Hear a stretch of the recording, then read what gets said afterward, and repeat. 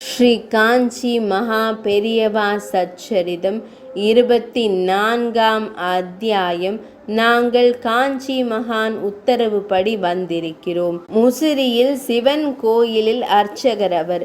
சொற்ப வருமானம். அவர் மனைவிக்கோ ஈஸ்வரன் மீது இருந்த பக்தியை விட காஞ்சி முனிவர் மீது பக்தி அதிகம். சதா சர்வகாலமும் மகா பெரியவாளை மனதால் ஜபித்து கொண்டே இருப்பார். இந்த தம்பதியின் ஒரே மகளிற்கு வரன் கிடைத்தது. கோயில் காணிக்கையை கொண்டு குடும்பம் நடத்துவதற்கே சிரமமாக இருக்கிறது. இந்நிலையில் மகளின் திருமணத்தை நடத்த வேண்டுமே என கவலை கொண்டனர். காஞ்சியில் மகானை தரிசித்த பிறகே தன் தொழிலை தொடங்கும் விசைத்தறி அதிபர் ஒருவர் இருந்தார். அவர் பெரியவா தரிசனத்திற்கு வந்தபோது அவரை அருகே அழைத்த பெரியவா, எனக்காக நீ ஒரு காரியம் செய்யணுமே என்றார். சொல்லுங்கோ பெரியவா, காத்திருக்கிறேன் என பணிவுடன் கூறினார் விசைத்தறி அதிபர்.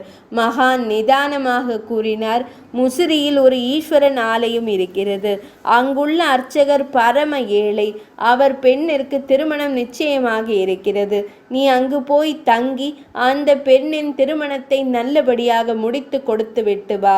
அப்படியே செய்கிறேன் பெரியவா என்று மகானை வணங்கி விடை பெற்று கொண்டார்.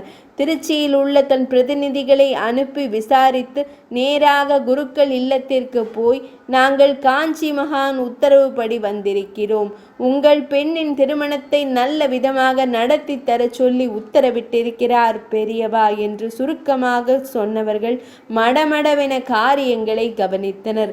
ஊரார் வியக்கும்படி திருமணம் வெகு விமர்சையாக நடைபெற்றது. இங்கு முக்கியமான விஷயம் என்னவென்றால், பெரியவா பக்தையான குருக்களின் மனைவி தன் வாழ்நாளில் ஒரு முறை கூட பெரியவாளை நேரில் தரிசித்தது கிடையாது. சாட்சாத் பரமாத்மா நம் பெரியவா. 24ஆம் அத்தியாயம் இனிதே நிறைவடைந்தது.